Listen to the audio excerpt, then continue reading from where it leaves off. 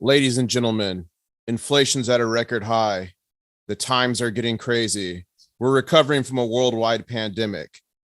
And I'm going to have a discussion with an industry expert in the mining industry talking about gold and silver and how this stuff can protect you.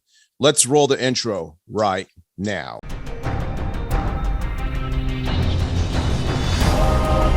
One stacker on a journey to find silver. International Stacker. Hey everybody, International Stacker back here again. And I am here with the man, the myth, the legend, Mr. Alistair Still. He is the Chief Executive Officer of Gold Mining Inc. And he has a ton of experience in the industry, over 25 years. He's worked with some of the major gold miners such as Newmont, Gold Corp, Placer Dome, just to name a few. He's worked both internationally and in Canada. And he really is on the technical side, folks. He works a lot in mine development and operations. So I think that's going to be a very unique and interesting part of this conversation. He has a ton of experience in corporate development. If I read all his accolades, we'd probably be talking for about 15 hours. But I want to introduce to you all right now, Chief Executive Officer, Mr. Still. How are you doing, sir? I'm doing very well today. Thanks very much for that introduction. It's a pleasure to be here talking with you. Yeah, and you can obviously see my magical tray here of my gold and silver. And before we jump in the first question, you did mention yourself that you are a bit of a coin collector yourself. I am. I always have been a bit of a gold bug into gold and silver coin collecting, as well as having even had my own stint at staking my own claims way back in the day too. So I really do have a true gold bug inside me. Now that is awesome, staking your own claim. And I actually have a little bit of gold here, and I panned this in Arizona. I used to live in Arizona. I actually did my undergrad in Arizona, and I lived in an area where I could go to the creek and pan for gold and then go hit my 2 o'clock class. So, I didn't find a ton, but it was fun. No, it's very interesting and certainly compelling. And I've panned myself in Yukon and in BC, and you can see why people travel all across the world in search of gold. And it's a pretty powerful element, and it certainly brings a lot of excitement when it's found. That's for sure. And these are some Alaskan nuggets I got here right in my hand. So, yeah, I mean, it is amazing plucking this stuff out of the stream, but it's even more amazing when you can mine it out of the earth and get a lot more of it. And I mean, that's what we're really here to talk to today. And my first question is kind of interesting. We've just come out of a really historical time in our at least recent history. The Spanish flu is 1918. So we really haven't had a major issue like this. How has the pandemic era affected gold mining? Has it been positive? Has it been negative? Like, what's your take on that? Well, I think there's very few industries across the globe that haven't been impacted by the pandemic. But what I sense and what I feel, and I've talked to people and even sites I've been to visit in the last year or two on limited occasions where we have had travel windows, is I think what it has shown is that amongst various industries, the gold mining industry has not been as greatly impacted as several other comparable industries. And I think one of the reasons for that is that today's operators of gold mines are exceptionally good operators. They're very focused on health and safety. They have strict protocols. They have strict policies in place that protect the health and safety of their workers, and that's been able to keep their operations going. And I think that's one of the keys to today to being successful in the mining business, is being a good operator, and that certainly is underpinned by a good health and safety policy. Yeah. And, one of the reasons I really am into metals, and whether it's physical metals like you see here, or whether I'm investing in a company on the market, my major interest that really got me in metals was having like a hedge against inflation, protecting your buying power. When the United States and many other countries, pretty much all countries around the world, used to be on a gold and then a silver standard, et cetera. So, inflation just hit a 35-year high, the largest inflation in 1 month since I think it was 1982. We broke that 7% mark in December. What's your thoughts on continued inflation? And is that a good thing for mining? Is that a bad thing? Is it irrelevant? Like, what's your personal viewpoint on that? Well, I think what we can say is we can always try and look back for trends and patterns is what we've seen in the past. And certainly, I think when we've looked at some record high inflations before and when gold prices went up in the early 80s, it was during periods of high inflation. So in some ways, you could think that inflation might be good for gold. But I think in general, what we'll see, and I think it's what we have seen over the past while as well, is there's probably going to be some choppiness in the waters. We will see some ups and downs. It is a bit of a cyclical industry, but what I do see is an overall trend towards a physical product. And in times of inflation and times of uncertainty, I think those are the greatest periods where people will strive and reach for that security that you can find in owning physical metals such as gold and silver. And I think in the long run, this is only positive for the gold price and the silver price. This will drive prices higher.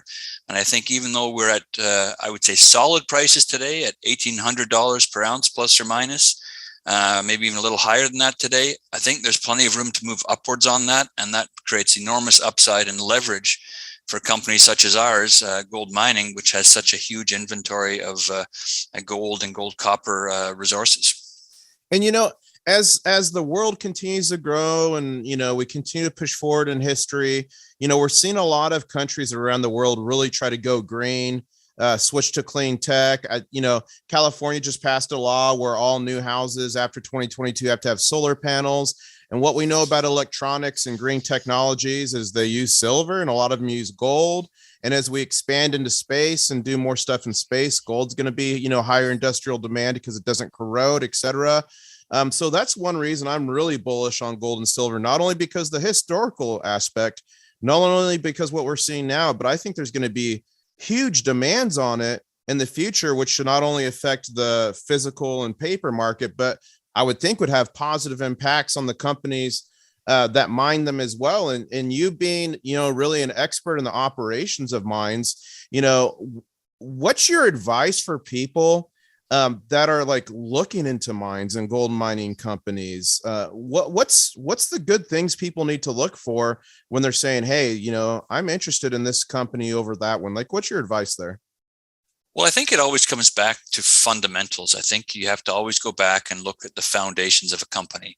And there's really two key attributes that everyone should be focused on. That is the physical assets, the resources that are underpinning it.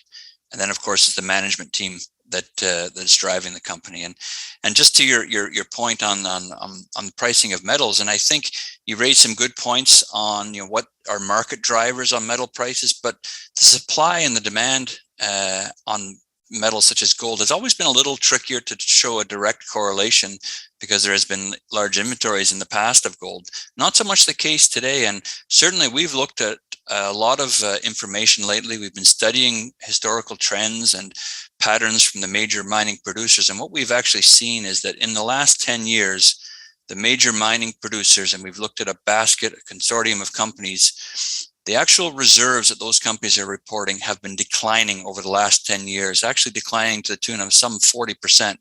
And that's even in a climate of rising gold prices. So what that tells us is that the major mining companies, the producers, they have been unable to replace in their exploration or their acquisitions what they're actually mining. And what does that mean? That creates a greater demand for metal. That helps drive the physical price of it, but also helps drive the demand for companies who have resource development projects ready to go, makes them attractive to majors and more advanced development company projects who need to backfill those portfolios, need to fill in those pipeline of projects. That makes gold resource is that much more sought after. So it drives the demand for the projects and also drives the demand for the metal. And I also appreciate your comment on the push for greener vehicles and what does that drive for pricing.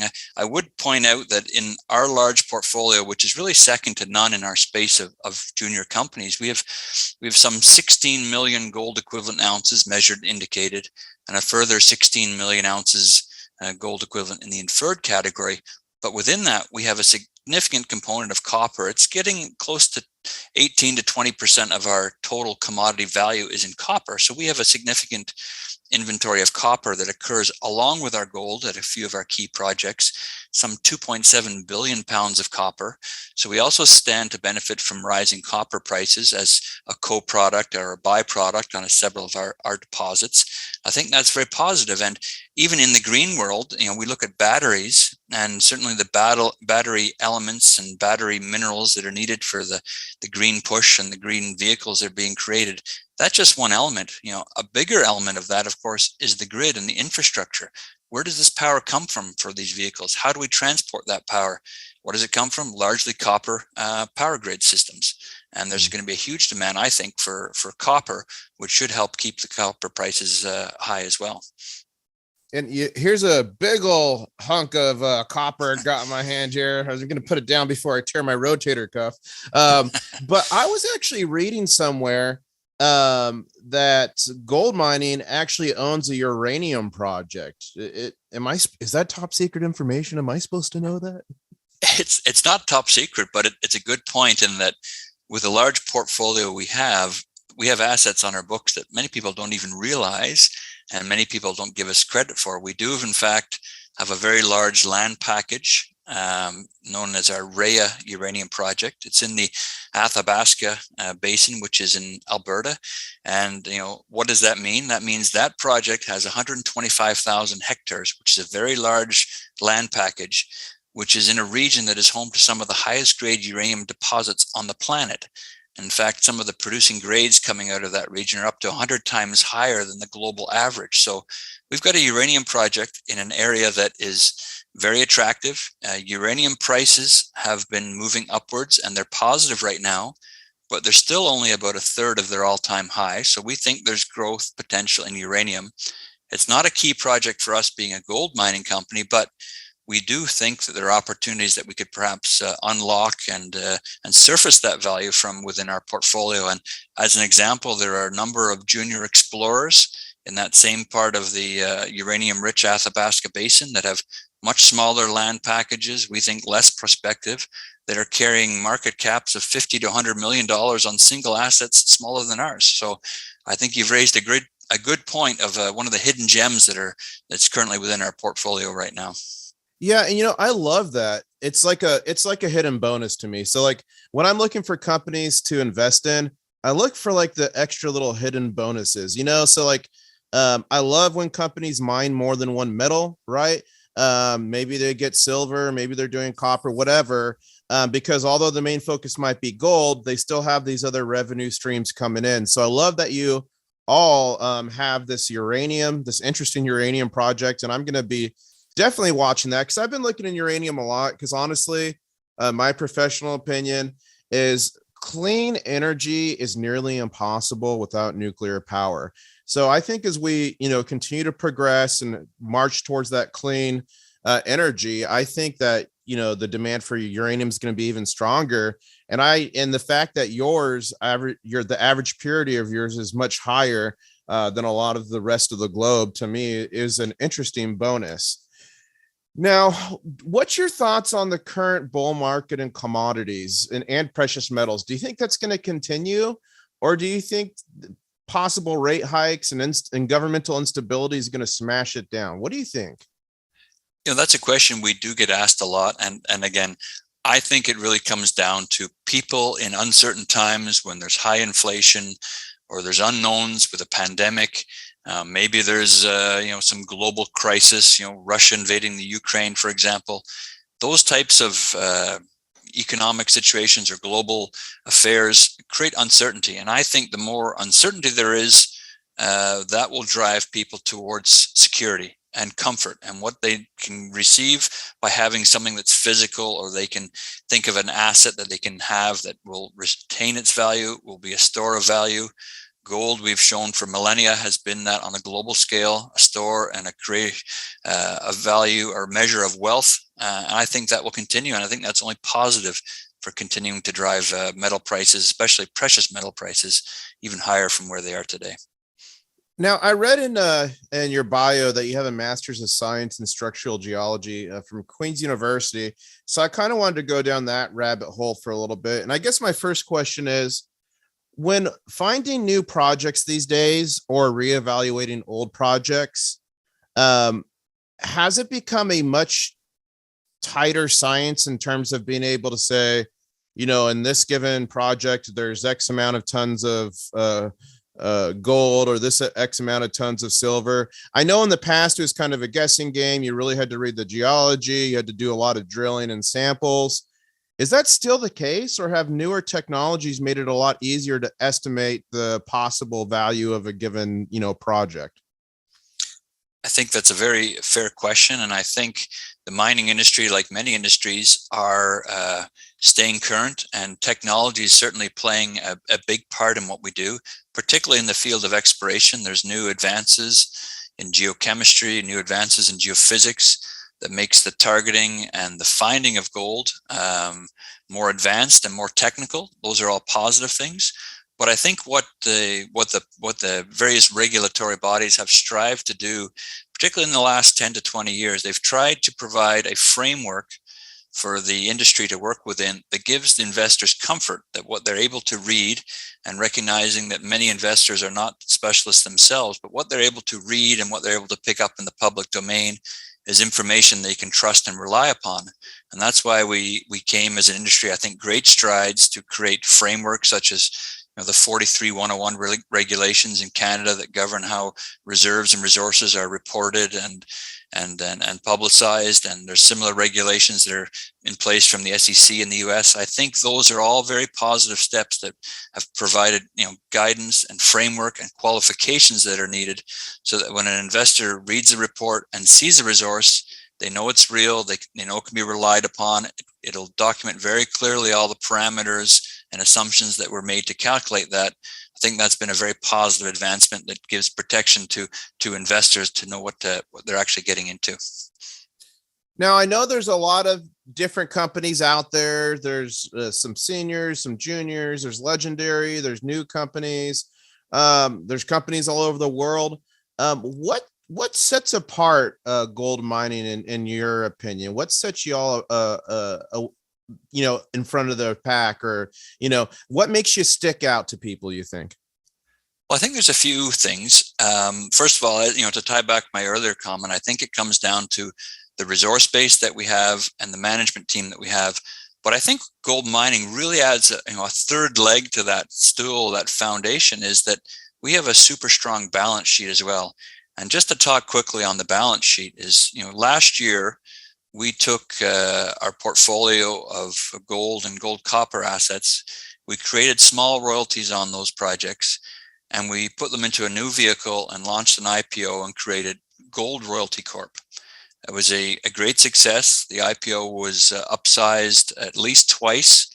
It was able to raise $90 million on the New York Stock Exchange, and largely based on the assets within the gold mining portfolio. So I think it really validated those assets.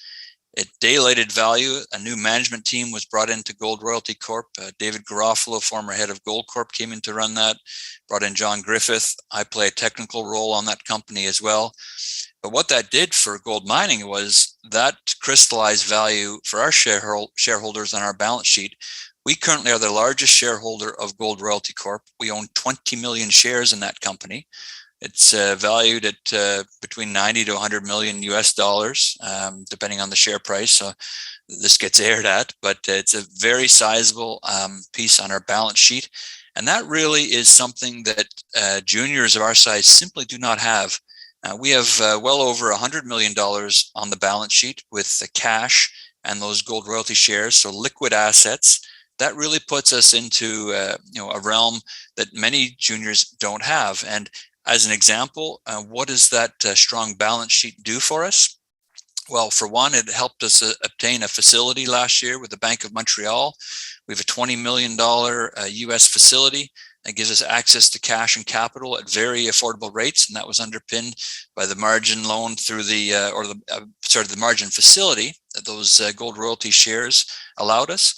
An added bonus for owning those shares, just this week, Gold Royalty Corp announced their inaugural dividend, and owning 20 million shares in that company, that it was now going to be paying a dividend at the end of the first quarter. That provides cash flow. And so cash flow to a junior, at least at the initial rate the dividend was announced out at, will amount to some $800,000 cash per year, which for a junior to have cash coming in is a huge bonus. So we've got that strong balance sheet with this large portfolio of our resources made up of gold and copper projects all throughout the Americas, some 32 million ounces combined in the different categories. Combined with a strong management team. We have our chairman and founder, Amir Adnani. He's been at this for almost 10 years. He's a very dedicated long-term investor. He's never sold any of his shares. He's long-term in this game. I've been with the company a little over a year now. I was very excited to come work with it. I've added to our technical team since I came on board. We have a very strong director of evaluations. Samuel Ma has joined our team last year. He has over 25 years engineering experience working for major companies and at operations. And more recently, we've added a very strong director of mineral resources who can help us with the very detailed evaluation and review of resource estimates and block models into the very fine and technical details of how resources are calculated. So I think it all adds up to a very unique opportunity at gold mining. It really sets us apart, that strong balance sheet, very large inventory and project pipeline of projects throughout the Americas with a strong management team. It really sets us apart from many of our competitors, I believe. Yeah, it's interesting you brought up Gold Royalty Corp. I actually profiled that company some time ago, and I actually had a bunch of viewers reach out to me in the comments and say, thank you so much for telling us about Gold Royalty Corp. So that was great. And Amir is great too. I've done interviews with Amir in the past.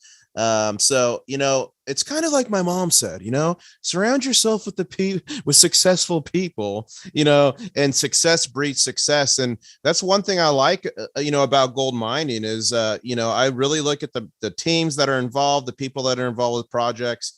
And you've got industry experts and people with long history. And that makes me feel more comfortable when I'm profiling a company and looking at a company, because I only profile companies I'm interested in, right? That's what I do. So big shout out to you all for doing the right thing and bringing on the right people, because that's really what's one of the things that drew me into gold mining in terms of the company. Now, well, that also, and and to be fair, that's the reason I joined the company. I mean, I'd spent 25 years working for major companies, producers like Newmont and Goldcorp. Mm-hmm. And, it might seem strange to some people. Why would someone who's worked for the majors want to go work for a junior? Well, for me, it was the people to work with, a chance to work with Amir, and this pipeline of projects that was waiting to be advanced. It was coming into something with a blank canvas. A great opportunity to de-risk these projects, unlock the value, and move them forward. I was extremely excited to come on board and join the team here. Now, I recently had a viewer reach out to me, and he posed an interesting question. And basically, it went something like this. He's saying, like when looking in the history, when you see gold rally, it seems like the stock market, like companies perform better than the spot price in terms of, just having physical metals. What's your thought on this? Do you think there's more? Because here's the thing, when I talk physical gold and silver, I don't talk investment, right? I talk hedge against inflation. I talk about preservation of wealth. But when I talk about investing into gold mining companies, that's when it becomes a possible investment, right? As long as everything goes well. So what's your thoughts on his question? Do you think that usually companies perform better than the physicals and the spot market? And if so, why? Well, I think it really comes down to what your leverage is to the price. And I think most operating companies and resource companies are very highly leveraged to the price of gold. And that is, if you have a price increase on your physical metal of, say, it's 10%, and the price goes from $1,800 per ounce and it goes up to, 10% higher than that, it goes up $180. Well, okay, you made 10%, but that same 10% increase, $180 price rise on operating companies and junior explorers, that's going to be magnified, many times over what it would just on the physical metal, because how their structure is geared towards the cost and how their operating structures are. So it just really acts as an accelerant to their cash flow and their production profiles and their ability to spit out cash for their investors. So as a company based with resources and heavily weighted towards gold, we are very sensitive to upside movements in the price of gold. And we've seen that over the past week. We saw, price movements this week alone. Price of gold some days moved up, it was over $20. And, that's call it a less than 1% price movement in the price of gold, but in single days, gold mining was up 10% or more on a single day. So that's what we're talking about on leverage to the price movements. We're in a great position for that. And one of the metrics that many junior companies are measured against and how they're tracked against is an enterprise value per ounce. Basically, what is the market cap of a company, which is their market, or enterprise value, which is their market cash or market cap less their cash and investments. And on a comparative basis, we have a very low enterprise value per ounce, which really means that the market hasn't recognized the value of our ounces. And compared to our peers, we can be up to 10 times lower valuation. And I think that's a huge opportunity for our shareholders, is as we move our projects forward, as we de-risk them. We've been advancing the resources. We updated resources this past year. We've made movements and we've announced PEAs, or preliminary economic assessments. As we de-risk those projects and move them forward, we hope to capture that market gap, which is existing right now between what competitor companies are, or a basket of companies are valued at, what we're versus what we're measured per ounce. And we think there's a huge opportunity there, and that creates a great leverage for our shareholders to invest in companies such as gold mining. Yeah. What do you think is the most exciting catalyst right now for maybe the gold and silver sector and gold mining in particular? Well, I think within gold mining, it's really this, as I say, this low enterprise value per ounce right now. There's a huge leverage there to magnify that and show a gain. And I think that gap exists right now because gold mining operated for almost its first 10 years as an extremely good company who was able to acquire assets and assemble this portfolio of assets throughout the Americas and do it at very good times in the market. When there was a dip in the market or there was an opportunity, Amir and his team, they were very astute buyers, and they purchased assets at very good times and at very good value. That creates a huge value opportunity for us as we start to now transition to some of the strengths I'm bringing to the team, which is the technical side, operations side, project development, which I've been involved with major and operating companies, bringing that into our projects so that we can move forward these projects, de-risk them, and start to unlock more value for our shareholders. Now, when you talk the technical side of things, like what specifically, for viewers who might not know what that means, what does that mean?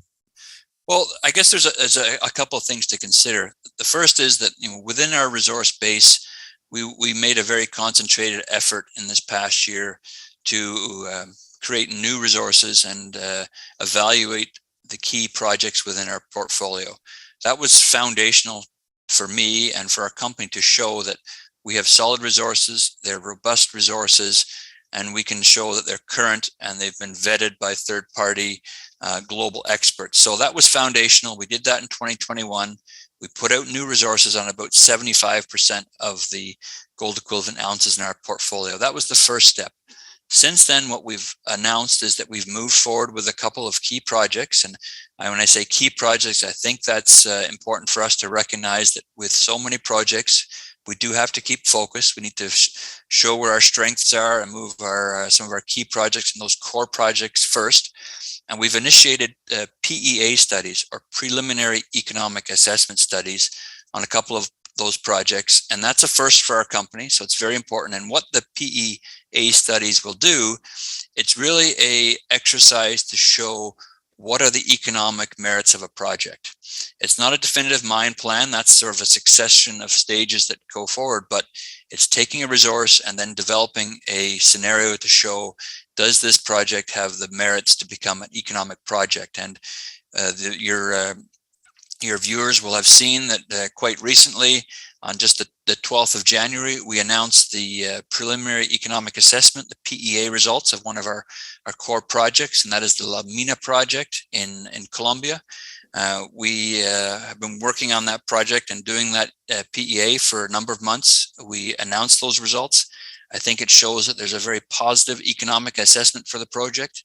It shows that the project can have a more than 10-year mine life, and it will produce over 1 million gold equivalent ounces at very strong all-in sustaining costs of under $700 per gold ounce. So strong economics and a good foundation, which we can then say, all right, it's got early works that shows it's economic. How do we now optimize that, enhance value and add value? And I think it's a perfect project where we've shown there are great deposits adjacent to it and nearby to it that we can further advance this year with a proposed drilling program, that if we add resource ounces to that project and grow that resource, the capital is already shown to be sufficient to build the infrastructure, the mill structure. We can grow that resource, make it larger. That will really enhance the value and the economics of that project. And that's just one that we've recently announced in the last 2 weeks now. Okay. And so where can people really go to keep up on this? Like myself, I go to gldgnews.com and I signed up for the free alerts there, which I thought is awesome. Is that the main place? Is there any other secret layers I can dive deep into know what's going on? That you've certainly given a good link there. And I would direct people just to our general website as well, www.goldmining.com. And there's some great information there. There's project summaries. There's a simplified website that starts at the generals, and you can drill down into depth of detail that the viewers may want to get to. It shows a map where all our projects are, has a link to all of the technical reports for the projects. So the current company presentations are on there, the bios for all our directors and management team. It's a real great source of information that lets your viewers or followers go into as much detail as they would like within the company. Now, do you think the recent increase we've seen in gold and silver is going to stick? Is it going to continue? Is it going to get smacked down? Like, what do you, is JP Morgan Chase going to come after? Like, what do you think is going to happen with it? Well, as I say, I mean, I think we can expect, like anything in this times we're living in, will there be some fluctuations? Yes. I think, though, the overall trend still pushes higher. I'm a gold bug. I've been a gold bug for a number of years. I believe in the metal. That's why I work in the industry. I think the prices are going higher. But as we've shown, though, the operating companies can make very good margins, make very good profits at $1,800 per ounce. So even modest price increases in the price of gold will really help drive the returns for shareholders because of this leverage to the price of gold versus production. It really, small increases in the price of gold can translate to big returns for shareholders when they're holding the stocks that produce or have invested in the physical metal versus just the metal itself. Now, being a gold bug, do you try to get like a little piece of gold from like every project you work on? Do you do anything like that? Not necessarily from every project I've been to. I have enough trouble when I come home from a road trip and I bring home a box of rocks. I have quite a collection in the basement of my house here, but I do collect some specimens from shows I've been to, and I say I have been out panning for gold. I collect some modest samples I've collected.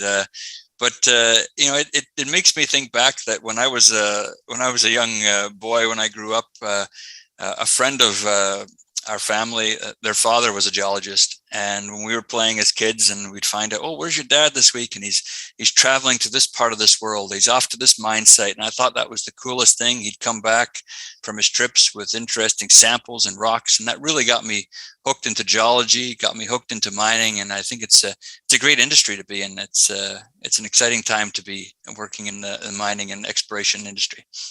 Now, do you stack any of like the newer coins, or are you mostly collecting like the older coins? Like, what do you do there? It's a good question. I have a lot of my focus was on a Canadian collection and earlier Canadian coins.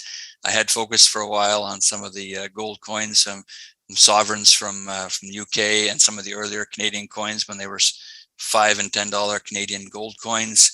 And my link to those coins, of course, was a lot of the gold that was produced in Canada to produce some of the sovereigns that were minted in Canada in the early part of the last century, and the $5 and $10 coins was in fact mined from the Timmins area or the Kirkland Lake area within Canada, and those are gold camps that I'd worked in myself. So I was always attracted and found that connection pretty neat between places that I'd worked at historically. I'd produced some of the the key gold coins in the past.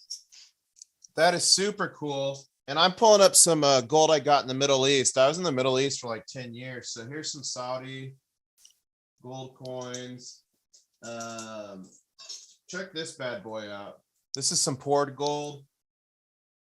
Oh, excellent. It's the scarab from like Egyptian time. Got some really cool stuff here. Hold up. Where is it? I've got a Well, I think that's the interesting thing of these coins that you're showing here. This is really, a lot of it is tender, and people would carry a coin, and that would be their store of value. They wouldn't people necessarily didn't trust banks, and so when they wanted to put money aside, they would put it into high denomination gold coins. Exactly. And check out this. This is from an old African kingdom, like from a long time ago, obviously. But like the cool thing with gold and silver, I find is like, yeah, I can stack like boxes of American silver eagles and gold eagles, and I do have some of those, but it's also fun to get some of this stuff too. And think about the history. Like, think about that one from that African kingdom I showed you. It's like 1,000 years old. Like, imagine what that coin has done, during its life. And I read an interesting article lately talking about like how many of our current gold coins are actually minted out of like gold that maybe the Romans mined back in the day or something. There's some really cool stuff about that. Well, it's a good point, because most of the gold that's ever been mined, very little of it is actually destroyed. It doesn't disappear. It gets recycled, gets put into storage collections, it gets put into vaults. So it really is a true store of value, and it's fascinating, and it's an interesting hobby to collect the coins. And they can grow in value too. But I think it's the leverage that the bigger mining companies have, and the junior explorers such as gold mining have by having large portfolios of assets. That's ultimately where that price driver comes from, and really gives investors great leverage to significant gains in their portfolios by having companies that are heavily invested in the type of metal you have displayed on your screen there. Do you think the U.S. will ever go back to a metal-backed currency? And if so, would that be a good or a bad thing? It's a great question. I think it would be awful hard in this day and age, at the rate that money's been printed at, to go back to a gold standard. I think that was abandoned quite some time ago. It'd be tough to go back to that. But I think what it points to me is that the fundamentals of having a gold-based currency or a gold-based economy really shows that really was the driver for storing that value, showing the wealth, and it was a great way to benchmark economies and countries. So I think the foundations and fundamentals of having currency based on a solid foundation, such as the gold, still exist. We may not go back to the same type of standard-based gold standard currencies or economies, but the fundamentals of it, having a storage of value, still are very much intact today as they were 100 or 1,000 years ago. Now, I have a pretty wide demographic of my viewership, and I have a nice chunk of younger age gold and silver hounds, I guess, or budding gold and silver hounds. Like, if they wanted to get involved in the industry and someday do what you do or what Amir does, what's your advice to them?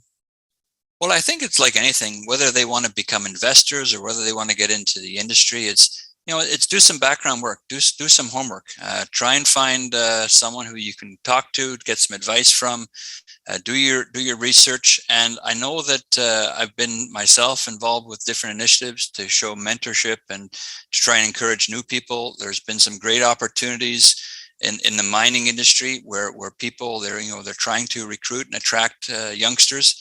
It's a good industry to be in. The operating mines, they pay strong wages. They're very much focused on technology. And I know one of the previous companies I worked at, in terms of playing the technology angle, is that people view mining as an old fashioned and, derelict way of living, but I think quite the contrary. There's so much technology employed in mining today. And I'll give one example is that one of our mines I used to work at was based in a remote part of Northern Ontario, which had a fly-in, fly-out operation, and people would go up to camp and they'd be weeks away from their family. Well, technology was brought in to advance development at that project such that the scoops, which are basically the underground machines for picking up and moving the broken rock to different parts of the mine, to the ore pass, to get it to surface out to the mill.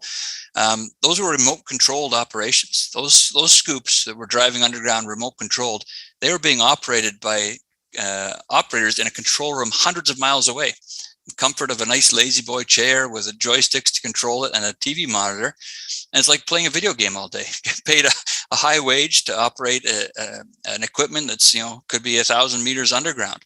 It was safe. It was a strong paying wage, and it really showed how technology was advancing the industry. And I think that that technology piece has certainly been very appealing to a lot of the young people that are coming into the industry. And, that brings up an interesting topic about automation. There's a lot of people worried about automation because basically a lot of jobs would be lost. And what do you do with people if there's not a lot of jobs? So can we talk a little bit about this will be one of the last questions I ask you. I promise. I've had you for so long. But how is automation impacting the mining sector? And do you see it as a positive thing?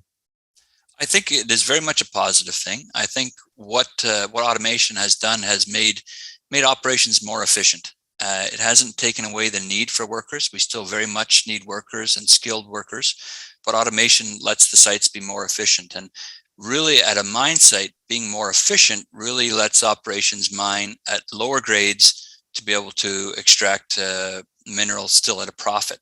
So that efficiency is very important. But what is super important to be able to get to a point of automation is all the legwork and the foundational work that needs to get put in. The geologists and the engineers who have to design the work, the IT teams and the technicians who have to program the equipment and get the information available. And not just automation, but one of the questions that I've seen in the industry come up, and there's been a little bit of work and more to come yet, I think, on technology that can have this remote sensing or remote thinking and letting the machines try and interpret where targets might be, or what the where to drill, or where the best targets are, and that kind of machine learning or those algorithms that run to calculate those type of things. I think that's an important thing that's growing, and there will be more, technology put into that. But again, foundational to that is having the information available to put into a machine for the machine learning to look at, to analyze. It still needs a geologist. It still needs the engineers. It still needs the technicians to capture it and input it. So it's, I think, just one part of the process. It doesn't replace the workers. It just enhances what the work that people in the industry are already doing and will be doing going forward. So you all have a bunch of Johnny number 5s or T1000s underground mine. No, I'm kidding. It's moving towards that, but certainly nowhere near it's fully automated. I think it really at this point is small parts of the industry, but they're positive steps. And also on that technology piece, I know a mine at a company I used to work with as well, an underground mine in Ontario, part of Canada. That was the first mine to go with an all electric fleet. So no diesel equipment underground, which is great for the health and safety of workers. No fumes, much more efficient. And, these are the type of steps that companies are going to not only protect the health and safety of their workers, but to be, as sustainable as possible, to support environmental initiatives, and ultimately become more efficient and, mines of the future. And, you hit a point too, which I think a lot of people don't think about, and it shows why it's important for miners to hire people that are experts in geology or technology, operations, etc. Because just because there's a bunch of gold in that ground doesn't mean you can mine it and make money. It's got to be the right, purity. There's got to be enough of it to even make it feasible. Because we've seen companies for hundreds of years, get into a project and then it doesn't turn the profit, and they've got gold, but they go bust. Exactly. And I think one of the strengths that highlights is the diversity within the gold mining portfolio. We're not a single sourced company. We don't have one asset. You're not putting all your eggs in one basket. We actually have 11 projects that have mineral resources on them. And with a total combined inventory of 32 million gold equivalent ounces, that gives great diversity, gives us optionality on which projects we want to move forward first, which ones have the best chance of success. And that really translates to bigger returns and better returns for the shareholders with less risk. All right. Well, Mr. Still, you sold me. I'm packing my bags now. I'm getting my pan and my metal detector, and I'm going to come up there in the hills. We're going to find us some gold. How does that sound? Anytime you want to come by, we can arrange to go panning together. I'm happy to join you, and a pleasure to be here today. Thanks for having me on. Hey, thank you so much. And just real quick, so where can people find more information on gold mining at? Best place to go is right to our website, www.goldmining.com. Well, you know what, Mr. Still, it's been my pleasure. This has been a great conversation. I'm sure everyone's going to love it. And what do we say? My pleasure to be here. Catch you on the next one. Catch you on the next one. Woo! One stacker.